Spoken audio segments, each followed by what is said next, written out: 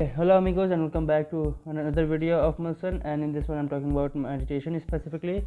So I just now saw the last video before making this recording, and I have already talked about much of the stuff that I had to say in this one also, but I will just cover up the things that I left in that one, and specifically about the second stage that I defined. Well, meditation is again a very vague thing to talk about. I don't know even if meditation is the right thing in which I'm talking about all the skill sets, but again, it's all about getting to know your answers, and if you can know your answers by any way, it all works. It's all meditation, because that's how it is defined in the books, and that's the literal definition of meditation as what I have read. Using your mind well enough to know about your existence, like that is meditation for me. Okay, let me make this thing very clear in the starting of the video only. What I am telling you are the concepts, not the practical implementations of it. Implementation depends upon person to person, their own reality, and by reality means their own surrounding, their own environment, their own growing up mind, their own lifestyles. So implementation depends upon that. I'm just telling you the concept. Again, if you want to understand this by an analogy, then I'm telling you that gravity exists. Now if you want to follow Newtonian gravity and make cannons, make a catapult, it's all up to you.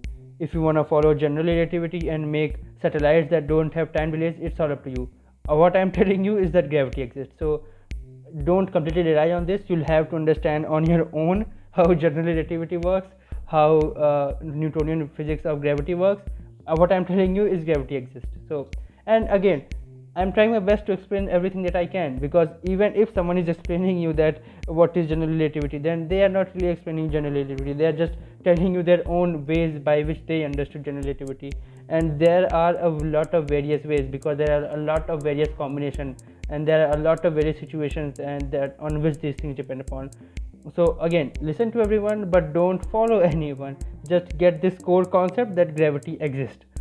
How to understand it, how to implement it, it's all up to you. It's all up to your own scenarios. So just follow that gravity exists. In this video also, I'll just talk about that gravity exists, that you'll have to do these things at eventually some point. You'll have to quantize steps, you'll have to automate steps, how to do it, when to do it, how much time you should take to do it, in which order you should do it, like in optimization, how much prioritization must go.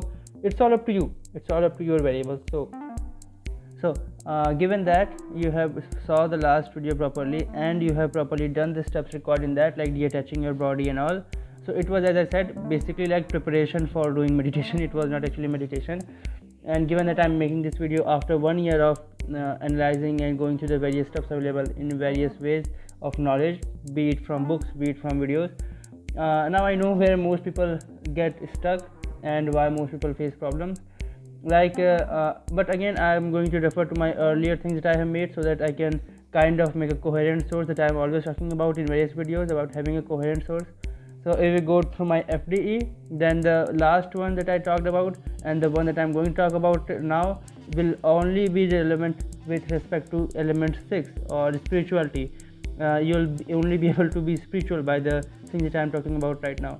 Again, it's not very good to talk like that with respect to meditation, about being something and about getting some specific knowledge, but I don't know any other way to explain all the things that I have in my mind to talk about.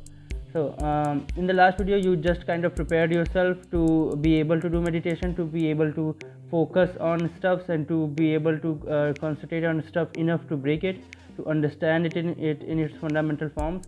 But now you have to actually do, like earlier was the preparation for the exam, now you have got to do give the exam. And in last video also, I talked about how many people do the stuff that can help them to concentrate properly. Like it is suggested in many ways by various people that first you are required to be successful enough in your professional life to have enough concentration and enough focus power to be able to concentrate on your breath, or to be able to concentrate on your any specific part of body, or to do all the stuff talked about in first stage properly. But again, as I said in my earlier video, if you can do that without getting and wasting much time in your professional life, then that's the best thing you can do. But again, if you require to do all the stuff that is said to be done by general people to general people, then you must do it, because it will help you certainly. So you can say these videos are for some exceptional persons who can do all the stuff, who can be that much focused on a specific topic or have that much concentration power. but again, I don't think there is something like special. It's all about how much willpower you have and how much you are bothered by the thing that you want to get to know. Like if you are really devastated by everything going on about knowing your existence, then you will find a way around, because it's like do or die kind of thing. So there's nothing like not being special. You'll have to be special. Now coming to the main topic, the first is thought optimization. It's like being able to use your mind in a focused way enough to analyze things in the best way possible. It's like the best AI model, if you want to know, with respect to computers. Yeah, I just thought of that right now. So optimization problem is a big problem in computers also, and that is what you have to train your mind to do. It's like finding the best and most suitable possibilities in every situation. And again, meditation, don't think of it as just doing some specific stuff, just asking some specific questions about your existence, your reality. It is just about making your mind a better device. That's all meditation is. It's not about using that device for one specific thing. It is about making your mind a better device in general. And then after getting a good device, after getting a good processor in your mind, you can use that processor for getting a specific task of knowing your existence as well.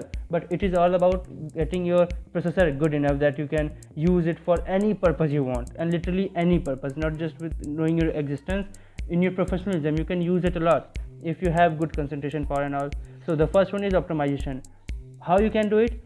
You can try to get the optimal state of how your life should be with respect to your health. You can try to get more information about your biology, and you can also try to optimize things like best path to your work, to your school. These are the tinsy things that you can do in real life, but that will help you to improve your processor, to help you to improve your mental processing power. You can say math is something that you can also do. Math is a lot focused on optimization stuff. So it's all about knowing how to optimize stuff, because this gives you ability to process things properly and see things properly with respect to logic, with respect to intellect as well, I'm talking about. So the first one is about optimization. Again, if, as I said, if you are the exceptional one, or do or die kind of situation is there for you, that you have to know your existence or you won't survive, then what you can do is just focus on the problem that you have, that is your existence. Focus on optimize the things that you think that you are, like optimize the best definition of yourself that you know. Take various definitions about yourself that you can come to your mind by own, you have heard about from various people, and find the best definition that you think is best suitable for you. Like take definitions about your existence, like I am a boy who have some specific set of qualities, like I am good in computer, I know philosophy. This is the definition, that one definition. Another definition, I am a human being who lives on a planet in a solar system. This is another definition about me. Then take some another definition from other references, or from some other people, or from some other book, and then find the most optimal one, like the most optimized one, the one that you think describes you the best. And then the second one comes quantization. Quantization means it's like ranking or setting your priorities. Again, you can use this skill set wherever you want, however you want. If you want to use it with respect to spirituality, with respect to knowing existence, you can. I'm not gonna properly talk about the ways you can use it except spirituality, because it's all up to you to know about your field and how you can implement them. But by quantization, I mean being able to break down the things in chunks and pieces, like line by line, point wise things, not having it in a continuous form of a paragraph. That's what I mean by quantization. The term I took from physics, of course, that keep your thoughts in quantized manner, not in a continuous manner, because continuous form is where you can change, you can jump from meditation to overthinking just like that, and you won't even know. So that's where people get tricked, or that's where your mind can play with you. You think you'll be doing meditation, you think you are doing optimization, but actually you are overthinking. And if you are quantizing your optimization, and that's when you are doing meditation. Now, how to use that quantization with respect to spirituality? As I talked about your existence thing, like in what ways you can define yourself. Now you quantize the definition. Don't keep it vague, like I am a human being who have some specific personality and trait, who changes from year to year. That would be continuous form. Quantized form would be making them discrete and different forms, and then ranking them with respect to optimized theory, like which one is more optimized, which one is more relevant with respect to what I am, what I think I am right now. So these are the two things. And again, I'm saying you can use it in your own field. Prioritization is like a key skill that is required and would suit your resume as well. So now third one is knowing nothing without logic, and this is where all of the gray areas comes in, and the next element merges with this element. And the thing that will change here is now you'll have to let go all of the things that you did right now, that is quantization and optimization. It is like a sacrifice, it is like a training of your mind to not sticking to something.